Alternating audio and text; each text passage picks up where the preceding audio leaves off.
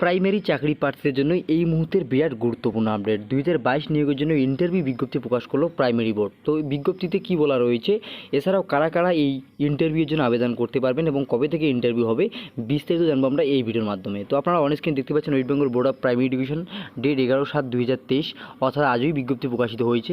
এখানে বলা রয়েছে, inviting application from all intending eligible TET qualified candidates having B Ed special education as training qualification who did not apply earlier to participate in the 2022 recruitment process.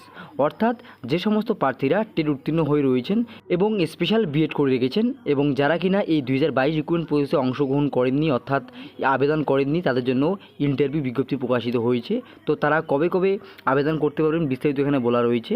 অর্থাৎ কলকাতা হাইকোর্টের নির্দেশ মতো এই সমস্ত প্রার্থীরাও যারা স্পেশাল বিএড করেছেন তারাও কিন্তু আবেদন করতে পারবেন। আপনারা দেখতে পাচ্ছেন, candidate can apply on and from 11/7/2023 to 14/7/2023 through our website.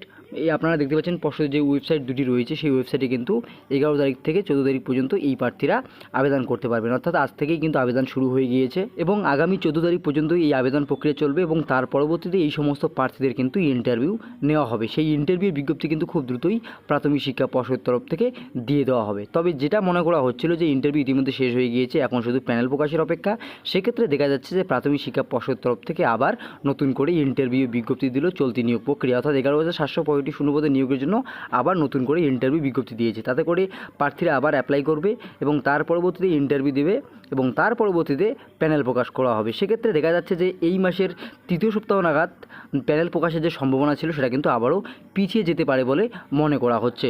তবে এই সমস্ত প্রার্থীরা ইন্টারভিউ আবেদন করলেও সেক্ষেত্রে নিয়োগ পাবে কিনা সেটা কিন্তু পরবর্তীতে কলকাতা হাইকোর্টের উপর নির্ভর করবে। অর্থাৎ কলকাতা হাইকোর্ট যদি নির্দেশ দেয় এই সমস্ত প্রার্থীদের নিয়োগ করে দেওয়ার কথা, সেক্ষেত্রে কিন্তু এই সমস্ত প্রার্থীরা নিয়োগ পাবে।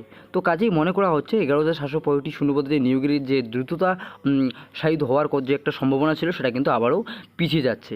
তো আপনারা বুঝতেই পারলেন, ভিডিওটি ইনফরমেটিভ মনে হলে অবশ্যই লাইক করে দেবেন, শেয়ার করে সবাইকে জানিয়ে দেবেন। পরবর্তী আপডেট পেতে অবশ্যই চ্যানেলকে সাবস্ক্রাইব করে জুড়ে থাকবেন। ধন্যবাদ।